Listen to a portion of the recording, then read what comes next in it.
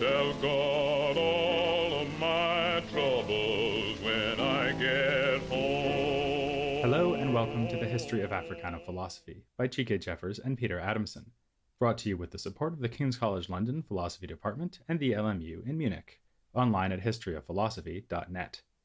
Today's episode, A Common Circle, Anténor Firmin. Ask anyone who has taught courses at a university, and they will tell you that education is a two-way street. The teachers learn from the students just as much as the other way around. Sometimes, students even say things that lead their professors to take on major research projects.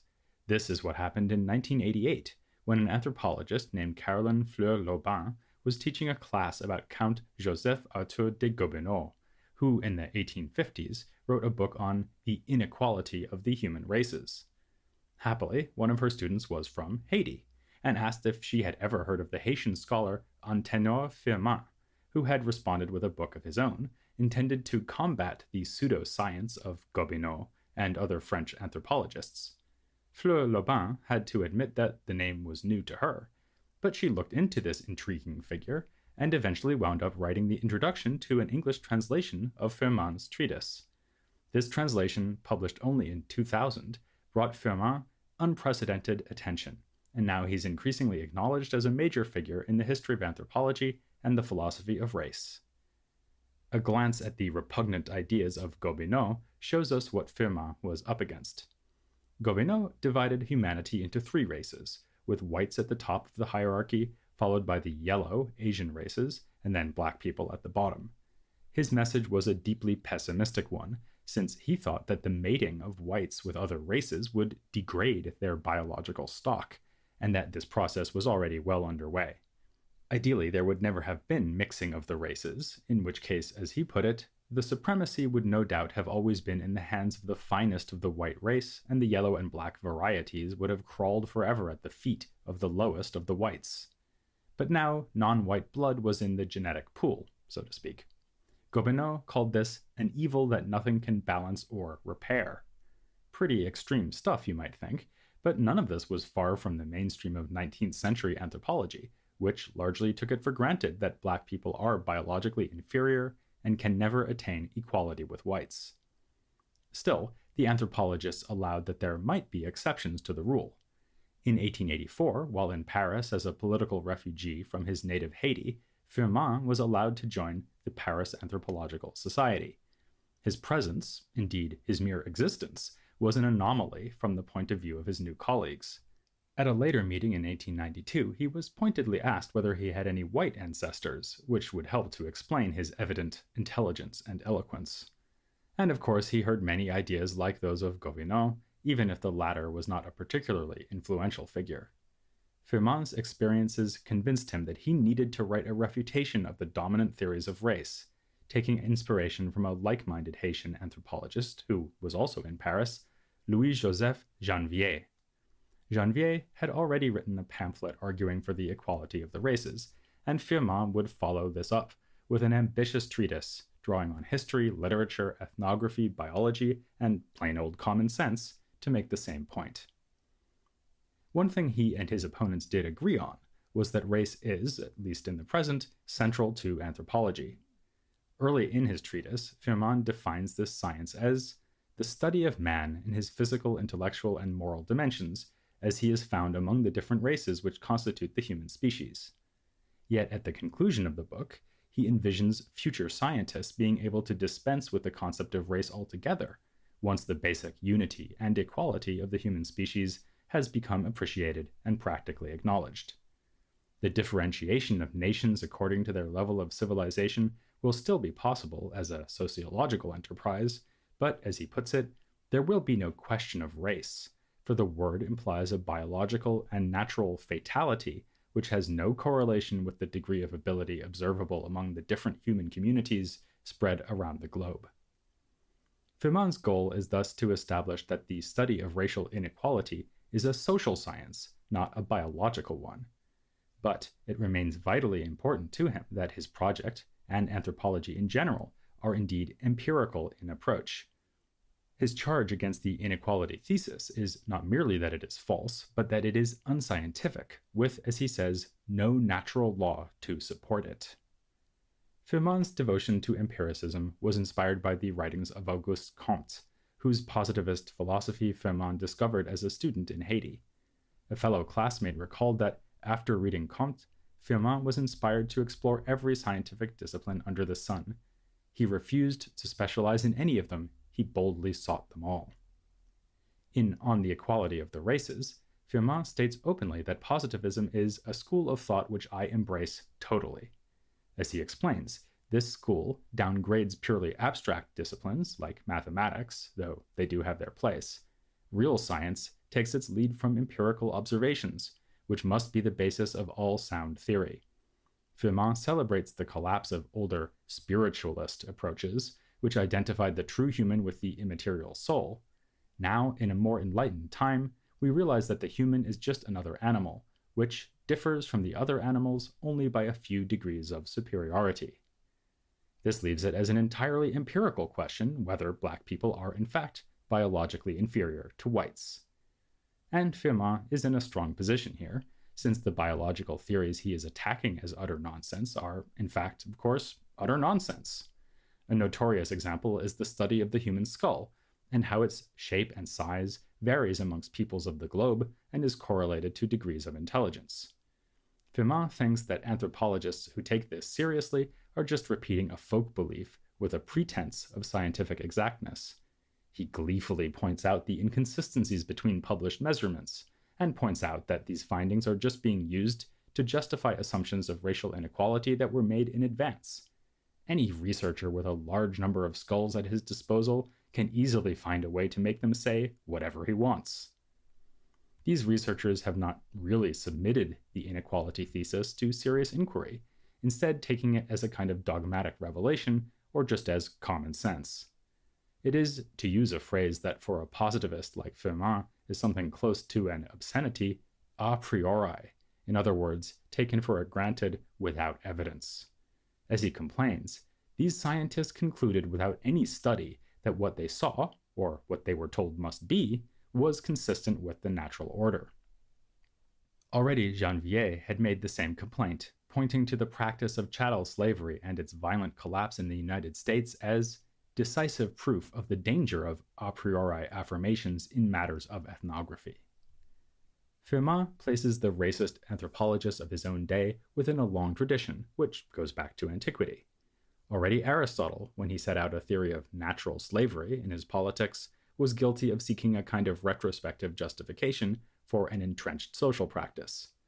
The pseudo-science of the 19th century is similar, insofar as it seeks to assuage the conscience of white people who might otherwise have misgivings about having oppressed, slaughtered, and enslaved non-white people all over the globe. But there is a telling difference between ancient and modern rationalizations of slavery, a difference that exposes the artificiality of the inequality thesis. A glance at the historical record shows that slavery was thought to be natural long before it was associated with race. The very word slave, as Firmin rightly points out, is connected to Slav, and Slavs are not black. From antiquity, too, there is abundant textual evidence to show that the Greeks and Romans subjected others of their own race to enslavement. At a more theoretical level, Firmin also engages critically with then-current ideas about what race might mean in the first place. As with the case of skull measurements, he's able to produce numerous mutually inconsistent attempts to divide up the human species into distinct groups. There's a connection here to a controversy that had been raging in the Paris Anthropological Society, which Firmin also mentions in his book. Back in 1858, the scientist Paul Broca had triggered this controversy by announcing the successful crossbreeding of a rabbit and a hare. This undermined one convenient way of demarcating species from one another, namely that two animals belong to the same species if they can mate together. But it also reopened the door for those who believe that humans are not one, but several distinct species who can reproduce across the divisions, like the rabbit and hare. This hare-brained, and indeed hair-raising, position was called polygenesis, as opposed to monogenesis, which is, of course, the doctrine that the human species is one. Polygenesis had been defended by various thinkers since the 17th century, including the famous French philosopher Voltaire. You might expect Firmin to resist polygenesis at all costs, but in fact, he shows himself relaxed about the entire debate. After all, he says, even if different human races have different origins, they might still be equal. He also thinks that the main evidence so far produced for monogenesis is scriptural, since the book of Genesis tells us that we are all descended from Adam and Eve. As a good positivist scientist, Firmin dismisses this out of hand, in one of several rather irreverent passages that would have had the pious Alexander Crummell spinning in his grave, if Crummell had not been alive and well at the time. Firmin's book was published in 1885, the same year that Crummell debated Frederick Douglass at Harper's Ferry. In the end, Firmin cautiously adopts a kind of compromise view, according to which humans arose separately in several different places of the globe, but still as one species and according to a single blueprint. As for racial intermixing, which Gobineau thought so disastrous, Firmin welcomes it as a dramatic confirmation of his equality thesis. Mixed-race people are as intelligent as white people, and their difference from pure blacks or pure whites is a purely physiological phenomenon, nothing more. He takes pride in pointing to Haiti, where numerous men of mixed race have shown great talent in poetry and other fields. Haiti is in fact crucial to Firmin's argument, and not only for patriotic reasons. Again, in this he is following Janvier, who called the island a sociological field of experimentation, though Firmin would prefer the term observation. The value of Haiti is that following independence in 1804, people of African ancestry have been able to improve themselves in a way that Firmin thinks all but impossible in Africa itself. Here we have another fundamental flaw in the method of those who propound the inequality of the races. They do not compare like with like. Instead, they consider a highly educated intellectual from Paris, contrast him with an uneducated African, and conclude that the former must be biologically superior to the latter. Firmin does not take the route we might expect or prefer by arguing that inhabitants of traditional African society are every bit the equals of urban Parisians. Instead, he concedes the inferiority of Africans as an uncontroversial point. Occasionally we get a caveat, as when he says that African culture is rather more civilized than Europeans usually assume. At one point he even quotes African ideas about God as being too transcendent to be concerned with human affairs, something we also looked at in our episode on traditional African conceptions of the divine, as it happens. Firmin welcomes this as a sign of rationality. Generally, though, he accepts without protest that white people are indeed currently superior to black people. He even admits that whites are on average more attractive, and more importantly, that they have produced the best scientists and scholars. But there is, he insists, no evidence that this is a matter of biology. To the contrary, it is a matter of environment, upbringing, and education. It is only once black and white people have been equally educated that the potential of both groups can be compared. Given what he sees as the undeveloped state of Africa, which is partly due to climate, partly to the lingering effects of the slave trade, opportunities to make such a fair comparison are limited, hence the importance of Haiti. Through their exposure to the values of the Enlightenment, French literature, and so on, Haitians have already made huge strides in catching up with the white race, which Firmin takes already to have journeyed along a progressive path which all the other human groups must follow. Talented Haitians have been able to rise to the level of whites, to the point that they can hardly be distinguished from whites. So in a preface he wrote to the poetry of a black poet named Paul Lochade, he asked, "Can one ever notice the strong dose of African blood that flows in his veins?" This is apt to strike us as a more unattractive side of Firmin's thought. He may have been less religious than Crummell, but he arguably shared with Crummell the notion that black people could only advance by adopting the values and knowledge of white culture. Firmin thinks this is simply obvious. He writes, "Backward peoples need to come into contact with more advanced peoples in order to progress." Firmin is consistent enough about this that he also applies the idea to the difference between the two sexes. This is not a topic that comes up often in his book, which is, of course, about racial inequality, not gender inequality. In fact, during his discussion of brain size, he dismisses female brains as irrelevant. But later on, he adds in a striking passage, "Does not civilization always tend to cause men and women to become equal and achieve the same qualities?" And of course, his whole argument could easily be adapted to show that claims of female inferiority are as poorly founded as claims of racial inferiority. Disappointingly, Firmin doesn't seem to have drawn that conclusion himself. This emerges from a passage where he's attacking Clémence Royer, who produced the French translation of Darwin's Origin of Species.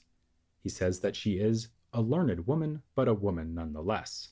There are problems of such complexity that they can be properly studied only by men. But Firmin does add, in explanation of this obnoxious remark, only men, because of their particular education and their temperament as males, can see these problems from every angle. If the reference to temperament suggests natural inferiority on the part of women, the part about particular education holds out the prospect that equal education might put women on a more equal footing with men. The reason Firmin lashed out at Royer is that, in her preface to the translation of Darwin, she had claimed that the new evolutionary theory supported the thesis of inequality between the races. She even looked forward to the prospect that, through biological competition, the superior human race would win out against and ultimately extinguish the lesser ones, and no prizes for guessing which race she took to be superior. But Firmin disagrees about whether this is an implication of Darwinism. To the contrary, he cites the theory of evolution as proving his own thesis that it is environment that makes the difference between the races. He goes remarkably far here, assuming that changes in social and physical surroundings can even lead to changes in the physical features that make people more or less beautiful.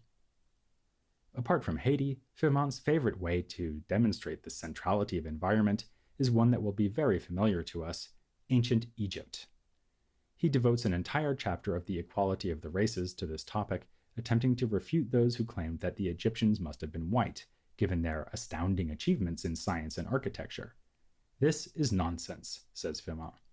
You can see that Egyptians were black just by examining the statues they made. He also invokes another culture familiar to us, Ethiopia, which had impressive achievements of its own, and concludes that the population of Egypt was black like the Ethiopians, and the inhabitants of Ethiopia were as civilized as the Egyptians. Like many other 19th century Africana thinkers, he also stresses the debt owed to Egypt by Greek and Roman philosophy and science. So you might say that for Firmin, white people are further along the path of progress than any other group, but only because they were given an initial push by black people. Yet along with these arguments about African sources of wisdom and the great potential of all who have African ancestry, Firmin, in the very same context, repeats his negative assessment of the Africans of his own day, taking recourse to, of all things, the measurements taken of skulls. Though he has discredited this method elsewhere in the book, he here notes that comparison of ancient Egyptian skulls to those of modern-day Africans reflects the fact that the latter have now fallen into barbarism.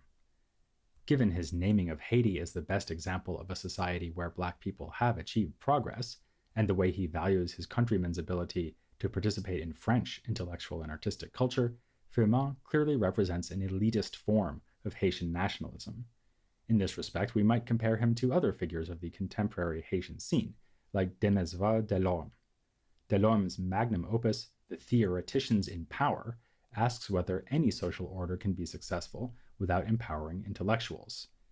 The question is pursued through the depiction of a dialogue between two Haitians concerning the thoughts of luminaries from ancient Greece, ancient Rome, and Enlightenment France. Like Delorme, who was a government minister, Firmin was no armchair philosopher. He acted on his ideas about progress in Haiti by getting involved in the political life of the island. After his years in Paris refuting racist anthropological theories, we find him back in Haiti as of 1887. In 1891, he was serving as Minister of Finance and Foreign Affairs when none other than Frederick Douglass turned up in his role as American ambassador. Firmin must have been thrilled. He had cited Douglass in Equality of the Races as an outstanding mind, and quoted at length from the famous scene in which Douglass described the vicious slave driver Covey.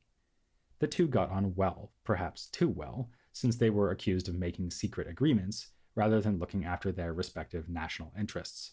Both wound up losing their positions. But Firmin tried again. In 1902, he led a political movement in Haiti that sparked a full-blown civil war. His side lost, and he fled the island, never to return, though another Firminist insurgency flared up in 1910 before being put down again. He spent his later years in exile on the island of St. Thomas, the same island where Edward Blyden was born and raised. There, Firmin wrote another major work, The Letters of St. Thomas, in which he argues for a Caribbean-wide coalition that would unite the interests of the region. He wrote, "By joining together their national destinies and attracting all the other Antillean islands, which live today under colonial rule, they would ultimately form a substantial state, capable of maintaining itself on its own and establishing such a name for itself as could be held in high esteem by other nations." An important plank in his platform was the encouragement of foreign investment in Haiti and the rest of the Caribbean. Here we see his continued commitment to the idea that black societies would benefit from exchange and connection to white societies as long as the relationship was no longer exploitative. Indeed, if we look back to his earlier treatise on the equality of races, we can see that Firmin always had his eye on the wider political implications of the anthropological disputes. Consistently with his premise that it is environment, and not biology, that causes inequality, Firmin was attentive to disparities within a single race or society. Uncovering the incoherence of racist arguments was thus a step towards a more egalitarian future, in terms of economic class as well as race. As he wrote, "Recognition of the equality of the races entails a definitive recognition of the equality of all social classes in every nation of the world. Wherever social inequality is still a cause of conflict, the doctrine of the equality of the races will be a remedy." Admittedly, this is not a major theme of the work. Firmin was no Marxist, but he did believe in, as he put it, human solidarity. Whereas Marx told people that they had nothing to lose but their chains, Firmin chose to end his treatise by proclaiming that an invisible chain links all the members of humanity in a common circle. We've placed Firmin here in our series of podcasts as a late 19th century figure because of the date of his most important work on the equality of the races. But Firmin's Letters of St. Thomas were published in 1910, and he did not die until 1911, the same year that Janvier died, as it happens. So we might instead think of him as a transitional figure between the 19th and 20th centuries. In fact, he attended an event which marks that transition better than any other, as one of two Haitian representatives at the 1900 Pan-African Congress in London. We'll be meeting other delegates to that Congress in due course, among them W.E.B. Du Bois. But we're not ready to leave the late 19th century yet, or indeed to leave the Caribbean. Next time, we'll be meeting the Trinidadian authors J.J. Thomas and Frederick Alexander Durham. The Caribbean coalition envisioned by Firmin did not emerge in historical reality, but by turning our attention from Haiti to Trinidad, we'll be doing our best to recreate it in podcast form here on The History of Africana Philosophy. I'm gonna tell God all of my troubles when I get